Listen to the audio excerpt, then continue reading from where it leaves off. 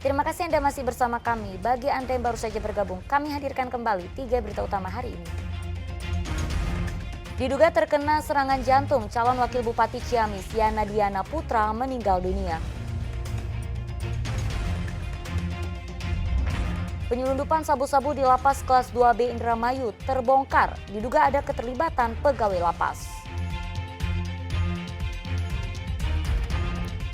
Murid SD yang diduga dianiaya kakak kelas hingga koma di Subang dinyatakan meninggal dunia.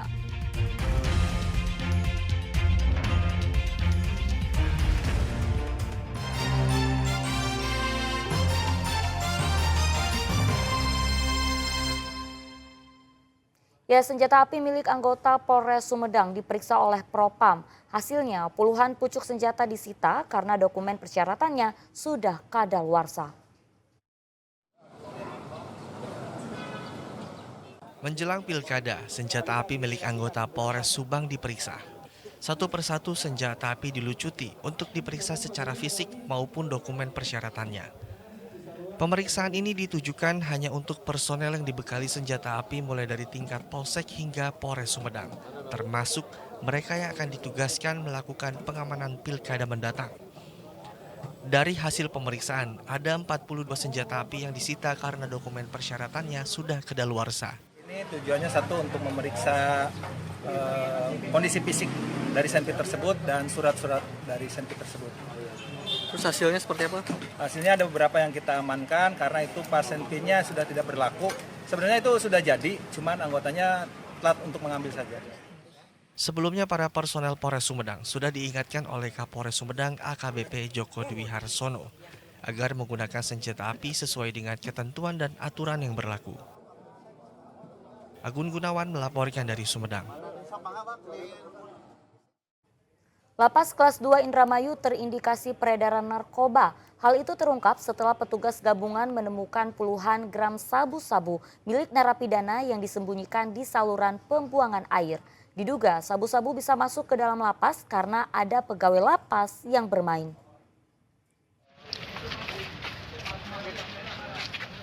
Dari banyaknya narapidana yang dihadirkan, 4 orang diantaranya tertangkap basah menyimpan sabu-sabu di dalam lapas kelas 2B Indramayu. Sabu-sabu ditemukan saat petugas gabungan dari lapas kelas 2 Indramayu dan Satres Narkoba Polres Indramayu merazia ruang tahanan. Awalnya petugas menemukan puluhan gram sabu-sabu dari ruang tahanan milik A yang disembunyikan di dalam bungkus rokok dibalut plastik dan disimpan di saluran air. Setelah melakukan pengembangan, petugas kembali menemukan sabu-sabu di balik kipas angin milik 3 narapidana lain. Dan pada saat penggeledahan kamar di saluran pembuangan air itu ditemukan bungkus rokok yang dilapisi plastik. Jadi di tangan masuk ke pembuangan air langsung dibuka. Ternyata ada barang serbuk putih. Sabu-sabu itu ternyata diselundupkan oleh pegawai lapas berinisial T. Polisi saat ini masih memeriksa 4 tersangka dan pegawai lapas untuk mengejar pengirim sabu-sabu yang berada di luar lapas.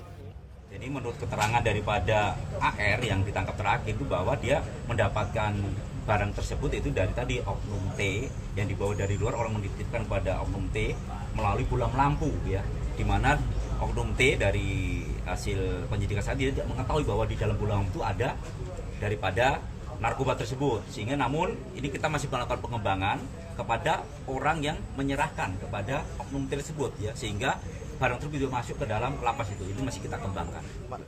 Selain membongkar adanya indikasi peredaran sabu-sabu di dalam lapas, polisi juga menangkap 23 pengedar sabu-sabu dan obat keras. Maruli Habibi melaporkan dari Indramayu. Ya, di Indramayu 3 orang ditangkap karena mencuri motor di 20 lokasi berbeda. Kaki pelaku sampai harus dilumpuhkan karena melawan saat ditangkap. Menahan sakitnya timah panas, M dan S, 2 pencuri motor di Indramayu kembali masuk jeruji besi. Padahal 2 orang ini belum lama bebas dari lembaga permasyarakatan. Tak hanya berdua, polisi sebenarnya menangkap 3 pelaku curanmor. Namun 1 orang lainnya masih di bawah umur. Ketiganya beraksi di Cirebon, Indramayu, dan Subang. Mereka menargetkan motor yang terparkir di halaman atau pekarangan rumah. Dengan membagi tugas mulai dari mengawasi, mengeksekusi, dan mengemudi, residivis Kambuan ini sudah menyasar 20 lokasi. Hunting ya, saat ini tidak ditemukan adanya korban yang dianiaya. Dia melaksanakan hunting, kemudian dia melihat apabila melihat ada kendaraannya diparkir di pekarangan ataupun di teras ataupun di dalam rumah yang agak sepi, kemudian dia akan melaksanakan aksi dengan mencongkel daripada rumah tersebut, kemudian mencari kunci dari kendaraan tersebut, baru dia membawa kendaraan tersebut. Berapa lokasi Bang aksinya Bang? Kan dari pengakuan ya, saat ini dari pengakuan dan penyidikan kita, pengembangan kita adalah 20 TKP ya, 20 TKP. Namun saat ini kita hanya bisa mengamankan 8 kendaraan. Kita akan mengamankan kembali ya. Dari 8 kendaraan tadi, alhamdulillah 6 teridentifikasi, 4 alamatnya di Indramayu, 2 di luar Indramayu di Cirebon dan Subang. Yang 2 saat ini belum teridentifikasi karena memang adanya dirusak ya, itu nomor rangka nomor mesinnya itu. Selain ketiga pelaku, 3 penada sepeda motor juga ditangkap. Polisi menyita 8 motor yang belum sempat dijual para pelaku. Motor yang teridentifikasi pemiliknya langsung dikembalikan. Para tersangka dijerat pasal 363 tentang pencurian dengan ancaman maksimal 9 tahun penjara. Maruli Habibi melaporkan dari Indramayu. Memanfaatkan kelengahan saat tutup kedai makan, seorang pria mencuri 2 ponsel yang ada di meja kasir. Pelaku kabur usai diteriaki maling oleh istri pemilik kedai makanan di Kabupaten Bogor.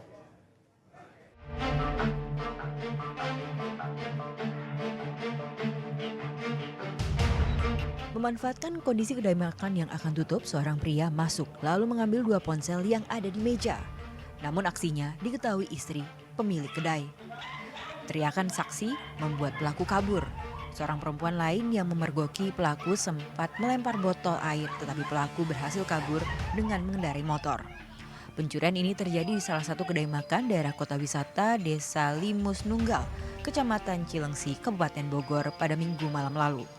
Pemilik kedai mengatakan terduga pelaku kerap mondar-mandir ke kedainya membeli makan tetapi tak kembali atau tak membayar. Awalnya nggak curiga, kirain itu Gojek, tapi kan kita udah malam kan, udah closing, harusnya di Gojek nggak mungkin ada gitu loh. Nah kirain itu dia mau order atau apa, ternyata enggak. Dan kepergoknya pas lagi ambil handphone. Sebelumnya pernah terjadi Bang? Sebelumnya sih nggak ada, cuman kita curigain dia pura-pura beli gitu, modusnya mau beli tapi ya kita nggak pernah berhasil sih, cuman beli terus kita udah order, taunya dia nggak balik lagi gitu loh. Jadi berapa kali tuh sempat kayak gitu, order karena kita ketahuan sama kita samperin, dia cuma order habis itu dia langsung pergi, saya balik lagi ya, nanti saya balik lagi gitu bilangnya kayak gitu. Korban mengatakan pelaku seolah membawa senjata api di saku celananya. Pencurian 2 ponsel di kedai makan ini merugikan korban sebesar 2 juta rupiah lebih. Pemilik kedai berharap pencuri ponsel segera ditangkap. Asep Solihin melaporkan dari Kabupaten Bogor.